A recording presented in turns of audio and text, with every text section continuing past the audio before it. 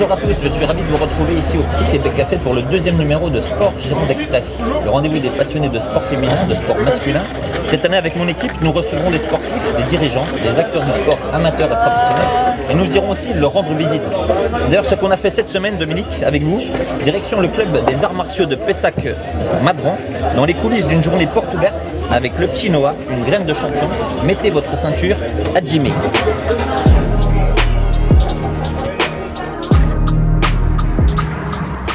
Bonjour, je m'appelle Noah, on va découvrir les arts martiaux de Pessac.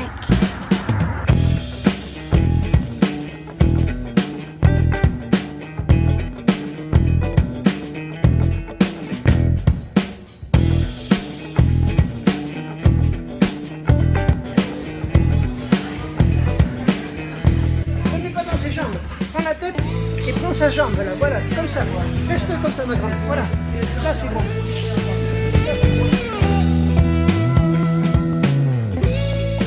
On est au dojo en fait, des arts martiaux de Madran, Pessac-Madran. Est-ce que tu peux nous dire un petit mot en fait sur le club, l'association? On est en journée porte ouverte, une journée importante puisque dans toutes les disciplines des arts martiaux, toutes confondues, donc les gens peuvent venir découvrir avec les enfants gratuitement la découverte donc de tous les arts martiaux, du judo, jiu-jitsu brésilien, boxe thaï, muay thai.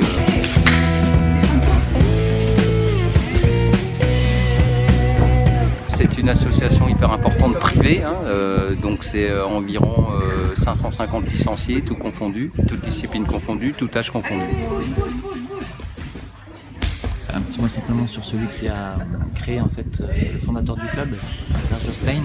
Alors c'est une belle histoire puisque c'est lui qui a créé ce dojo, mais non seulement il l'a créé en tant que judoka, il l'a créé aussi dans tous les arts martiaux et même le bâtiment a été monté par lui et les bénévoles du club.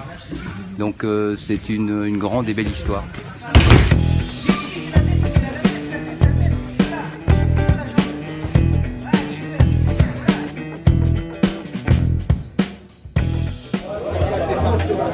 Alors Dominique, vous êtes le secrétaire général du club des arts martiaux de Pessac-Madran, un club qui fédère, qui rassemble. Combien y a-t-il de licenciés et de disciplines en fait dans cette association? Alors on a à peu près une douzaine de disciplines concernant les arts martiaux, des enfants aux adultes.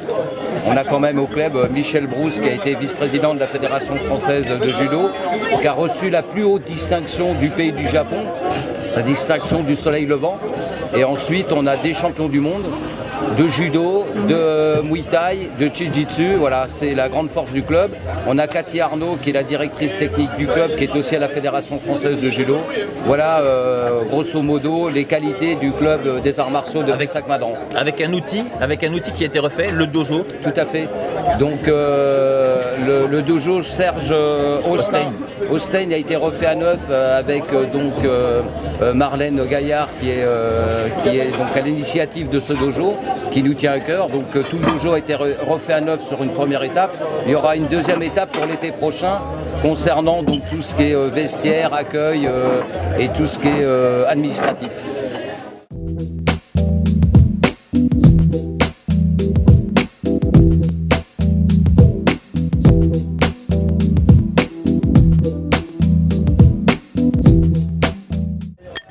C'est l'heure de l'apéro. Je vous propose de mettre un peu de glace dans votre verre. C'est l'instant fraîcheur avec notre insider Marc Dorion qui lui est allé voir d'autres boxeurs et hockeyeurs. Salut tout le monde. Comme vous pouvez voir ce soir, on est sur un petit match, un derby Anglette-Bordeaux. Donc ça va être super sympa. Un petit match de hockey sympathique, dynamique. Ça y est, c'est parti. Et puis on va aller voir ça tout le monde ensemble avec Sport Gironde Express. C'est par ici.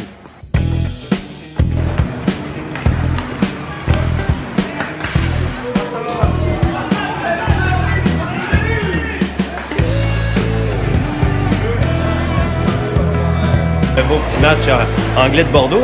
Qu'est-ce que tu en penses, Steph? Comment ça se passe? Ouais, ça va, pour l'instant un partout, c'est bien. On voit qu'on a fait un bon petit premier tiers, le gardien d'anglais a fait des bons arrêts. Ouais. Après, on a fait quelques bons coups en échec. On ne retrouve pas encore le vrai derby, Ouais. mais c'est amical encore. C'est le dernier match de préparation. Allez, ça y est, un but! Wow!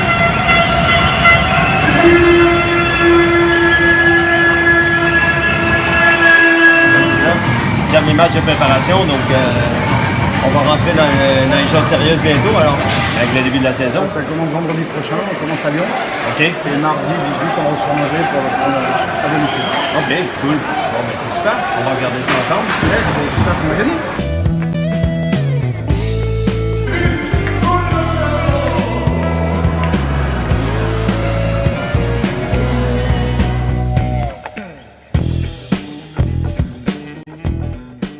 Dominique, avant de vous libérer, je vous propose un autre voyage, une autre destination. Est-ce que vous connaissez la discipline qui s'appelle le rink hockey?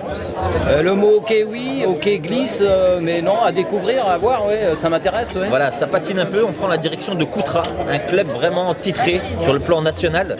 Plusieurs titres de champion de France et même international, puisqu'ils ont joué des Coupes d'Europe. On y va, direction Coutras. On a rendez-vous notamment avec vous. Vous nous parliez d'une passion, bien plus qu'une passion en fait, puisque ça rythme une bonne part de votre vie, c'est le rink hockey, c'est ça? Ah oui, tout à fait. Oui. Puis à Coutras, évidemment, c'est le sport national. C'est une discipline que vous avez commencé à quel âge, le rink hockey à Coutras? J'ai dû commencer à 5, 6 ans, 7 ans peut-être, parce que c'est quand même une discipline où il faut commencer de bonne heure. Bon, la première chose, c'est le patinage. Si on ne tient pas debout sur des patins, c'est pas la peine d'espérer devenir un joueur de rink hockey. Donc j'ai dû commencer, comme tous les gamins de Coutras, vous savez, à Coutras, tous les gosses, plus ou moins, font du patin un jour ou l'autre. Ou ils continuent une carrière, ou ils s'arrêtent. Mais ici, c'était le sport, le sport roi. Un club qui a été fondé en 1936, hein, c'est ce qu'on disait. Oui, c'est ça, ouais. C'était à l'époque un jeune négociant en vin de Coutras, qui s'appelait André Doursat, qui a assisté à un match de rink hockey à Bordeaux. Et avec quelques amis coutrions, il a créé un club de rink hockey.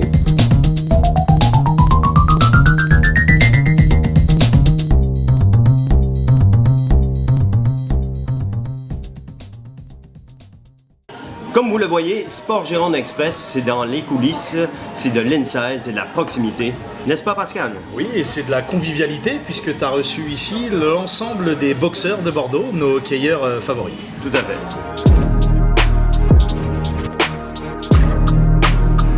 C'est l'occasion pour nous d'accueillir Maxime Moisson pour l'interview du capitaine. On voit qu'on accueille toute l'équipe des boxeurs aujourd'hui au Petit Québec Café. On va parler un peu du recrutement. Il y a Olivier Labelle qui est parti l'année dernière. On a fait une petite interview avec lui sur la première émission. Et on a vu qu'il était parti puis il manquait des bons joueurs, en tout cas, qu'il fallait renouveler le staff un peu. Là. Je pense qu'il y a eu un gros turnover cette année. Ouais, il y a eu beaucoup de changements, mais même si on a perdu des très bons gars comme Olivier, non seulement des bons joueurs sur la glace, très percutants, mais aussi très bons dans le vestiaire, des bons leaders, mais on les a remplacés par de très bons joueurs aussi. Okay, on a de très bonnes recrues, je pense à notre deuxième gardien qui fait du très bon boulot pour l'instant. Okay. Des joueurs que je connaissais déjà comme Aziz Bahazi, comme Alexandre Mull, comme Victor Barbero, des bons français, et complétés par des très bons étrangers. On voit, malgré les difficultés du club en début de saison, on se retrouve à avoir Hugo Gallet, Holda Rich et Tanner Glass, qui est une recrue extraordinaire pour un club comme Bordeaux. Donc, tout à fait. Donc voilà, tout ça mis bout à bout, je pense qu'au final on a une très bonne équipe. Dernière arrivée spectaculaire, tu le disais tout à l'heure, c'est Taser de la Ligue nationale de hockey. Ouais, Tanner Glass. Pardon. Non, mais c'était. On a entendu parler un petit peu avant que ça se fasse, et on était un peu en suspense, on attendait d'avoir ce qui allait se passer, et puis au final, quand ça s'est concrétisé, on était tous surpris et puis excités. Et au final, de le voir, c'est un mec qui est vraiment humble, très simple, et puis vraiment bosseur, qui montre l'exemple, un bon leader. Bon mec de groupe, et je pense que malgré l'écart de niveau et puis d'infrastructure pour lui, il s'est tout de suite intégré, il n'y a pas eu de soucis, c'est vraiment quelqu'un de bien et qui veut prendre du plaisir avec l'équipe, donc c'est vraiment une très très bonne rencontre pour nous. L'équipe vit vraiment très bien aussi, on a des nouvelles infrastructures, nouveaux vestiaires, ça nous permet d'être plus confortable dans notre patinoire, donc voilà, c'est vraiment très bien. On voit que la vie de groupe se développe aussi grâce au vestiaire, c'est des moments comme ça aussi aujourd'hui avec toi, c'est toujours des moments agréables de faire rencontrer les familles ensemble, les femmes, les enfants, donc voilà, merci pour ça, et puis c'est super, j'espère qu'on va faire une bonne saison. Ben oui, ben merci à toi, puis passe une bonne saison. Marc, on passe maintenant de la glace au gazon, donc aux pelouses de Ligue 1, plutôt de D1 féminine, qui ouvre notre page football en partenariat avec Foot Express, évidemment. On commence avec les filles de Jérôme Doba, qui a d'ailleurs été élu meilleur coach de D1 l'an passé. Voilà. Ils ont battu Montpellier à Montpellier 1-0, donc c'est un bon début de saison. C'est clair. Et c'était d'ailleurs l'occasion pour nous d'aller voir donc Jérôme Doba et lui demander son avis sur le recrutement de cette année. Super. Alors maintenant, c'est parti. Alors, un petit mot aussi, tu peux nous dire sur chaque profil en fait, on peut commencer par Claire Lavoisier qu'on a interrogée, on l'avait déjà vu à Liban, elle avait marqué un coup. Ouais, Claire c'était vraiment la joueuse qui était ciblée depuis longtemps. On est persuadé que depuis 2 saisons, il nous fallait absolument une joueuse un peu d'envergure internationale qui soit capable de nous tenir le ballon, capable de nous faire jouer, capable aussi d'être décisive sur des coups de pied arrêtés, sur la dernière passe, frapper de loin. On n'avait pas ce profil, on avait des très bonnes joueuses pour tenir le ballon, mais on n'avait pas ce profil-là avec de la hauteur en plus, puis de la densité athlétique. Donc c'était vraiment le profil idéal. Donc on a bataillé pendant 6 mois pour la faire venir, mais on a réussi à trouver un accord. Donc c'est plutôt une bonne nouvelle pour nous. Elle a des objectifs, on va essayer aussi d'y répondre. Donc c'est très bien pour nous. On peut enchaîner. Ensuite, il y a Viviane Assei, joueuse internationale, qui vient de Marseille, qui reste sur 2 saisons pleines avec Marseille, même si l'an dernier, ils ont eu des convenus, mais ça reste une joueuse internationale qui marque des buts, qui amène de la puissance, qui est très douée dans le jeu combiné. On le voit même à l'entraînement, elle a les 2 pieds, dans les passes, c'est elle met du tempo, elle met du rythme, donc c'est très bien, puis super état d'esprit, c'est vraiment la joueuse que tout coach souhaite avoir. Ça sourit chez les filles, Olivier. Effectivement, ça sourit chez les filles, ça tout saute un petit peu chez les garçons, qui à défaut d'avoir recruté Thierry Henry, on en avait parlé ici évidemment, ou un entraîneur, ont recruté un manager général, Ricardo. Alors avant de lancer le débat Ricardo avec vous Marc et avec Pascal, écoutez ce que pense notre camarade consultant Laurent Brun, qui suit les Girondins depuis une 20aine d'années et qui connaît bien Ricardo. Aujourd'hui, Sport Gironde Express vous amène au Haillan, dans les coulisses en fait d'un retour. On est ici avec Laurent Brun, quelqu'un qui connaît bien la maison, et justement c'est le retour d'un ancien à la maison. Il s'appelle Ricardo, un entraîneur qu'on n'attendait pas forcément au poste puisqu'on avait parlé de Thierry Henry, de Rémi Garde, éventuellement de Jürgen Klinsmann. Laurent, les pour, les contre de ce retour de Ricardo dans un poste de manager général, mais on imagine bien qu'il sera entraîneur alors sur le banc, mais il ne pourra pas forcément se lever. Mais voilà, les pour et les contre selon toi. Déjà c'était agréable de se retrouver parce que j'ai un certain âge, j'ai travaillé avec lui déjà à l'époque comme pas mal de confrères ici au Haillan. C'était partagé parce qu'il était très ému. Au-delà de l'aspect purement humain, il faut voir, il a une méthode, Ricardo, il a un concept qui avait porté ses fruits à l'époque. Donc du coup, si on se fie à ça, les Girondins ont terminé deuxième en championnat. Mais non, il faut juste pas oublier qu'il avait construit les bases du succès de Laurent Blanc. Donc les mœurs ont changé, les mentalités ont changé, le jeu a changé. Il a dit lui-même, le jeu européen, il n'a plus trop l'habitude, mais ça peut effectivement faire un bon attelage. Il va apporter ses conseils, son expérience. Il va s'appuyer sur ceux d'Éric Bédoué aussi et du staff en place. Et ça peut être bien. Alors Olivier, quelle est votre analyse de cette orientation prise par le club?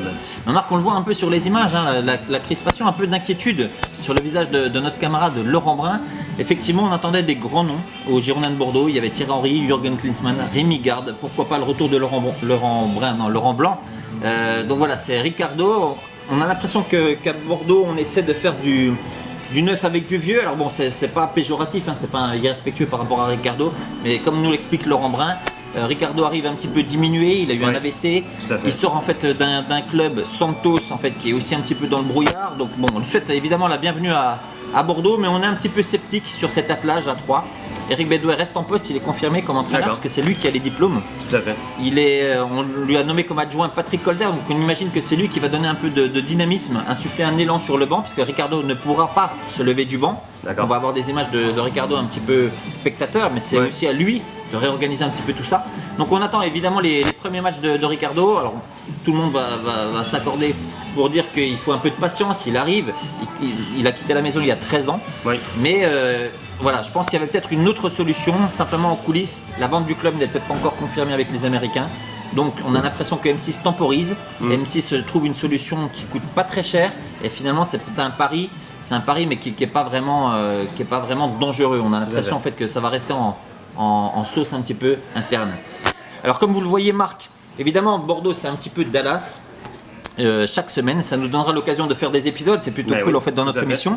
Mais en attendant, on repasse entre les poteaux pour aborder avec vous justement l'actualité de l'UBB. L'UBB, tout à fait. Et en fait, on vous propose un inside. En fait, vous étiez à l'UBB. Alors, on regarde ce que ça donne.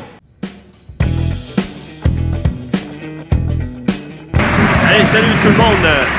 Un petit match ensoleillé. On a l'UBB qui rencontre Montpellier, n'est-ce pas? Une petite action offensive d'UBB à l'instant. On va s'amuser, on va s'éclater avec Bordeaux. Bienvenue sur Sport Gironde Express. À tout de suite!